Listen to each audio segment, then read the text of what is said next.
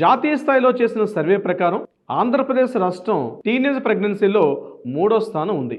ఇది మేం చెప్తున్నది కాదు, సాక్షాత్తు రాష్ట్ర మహిళా కమిషన్ చైర్పర్సన్ అయినటువంటి రాయపాటి శైలజ గారు నిన్న విజయవాడలో ఒక సదస్సులో మాట్లాడుతూ ఆవిడ ఇచ్చినటువంటి స్టేట్మెంట్. అంటే మనం బీహార్ కన్నా అనేక రకాలుగా ముందంజగా వెళ్ళిపోతున్నాం, సాఫ్ట్వేర్ రంగంలో డెవలప్ అయిపోతున్నాం, ముఖ్యంగా టెక్నాలజీలో డెవలప్ అవుతున్నాం అని చెప్పి ఎంతో ఊదర కొడుతున్నటువంటి మన ప్రభుత్వాలు ఈ యొక్క లెక్కలు చూస్తుంటే కాస్త ఆశ్చర్యం చెందాల్సిన అవసరం ఉంది. ముఖ్యంగా బీహారు, ఉత్తరప్రదేశ్ లాంటి కాస్త అన్ఎడ్యుకేటెడ్ అంటే ఎడ్యుకేషన్ లెవెల్స్ తక్కువగా ఉండడం, అదేవిధంగా పేరెంట్స్ పూర్గా ఉండడం, సరైనటువంటి అవగాహన లేమి, ఇలాంటి వాటిలో ఉన్నటువంటి రాష్ట్రాల్లో ఉన్నటువంటి లెక్కలు ముఖ్యంగా ఆంధ్రప్రదేశ్లో ఉండడం మాత్రం కొంత ఆశ్చర్యానికి గురిచేస్తుంది, కొంత ఆందోళనకు కూడా గురిచేస్తుంది. ఇది సాక్షాత్తు రాయపాటి శైలజ గారి మాటల్లో మనం మాట్లాడితే ముఖ్యంగా పేరెంట్స్లో సరైన ఎడ్యుకేషన్ సిస్టమ్ లేకపోవడం, పిల్లల్లో అవగాహన లేమి, ముఖ్యంగా దారిద్ర్యం, ఇవన్నీ కారణాలతో టీనేజ్ వయసులోనే తల్లిదండ్రులు అంటే ప్రెగ్నెన్సీ రావడం అనేది అత్యంత బాధాకరమైన విషయం కాకుండా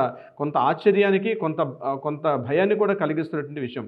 ఇప్పటికప్పుడు అవగాహన సదస్సులు, ముఖ్యంగా సోషల్ మీడియా ప్రభావంతో పిల్లలు కొంత లోనవడం, వాళ్ళ మధ్య పేరెంట్స్కి పిల్లలకి మధ్య ఉన్నటువంటి ఒక గ్యాప్ ఏదైతే ఉందో తెలియకుండా ఉండడం, అనేక కారణాల వల్ల పిల్లల్లో ఇటువంటి టీనేజ్ ప్రెగ్నెన్సీలు రావడం మాత్రం కొంత ఆందోళన కలిగిస్తుంది.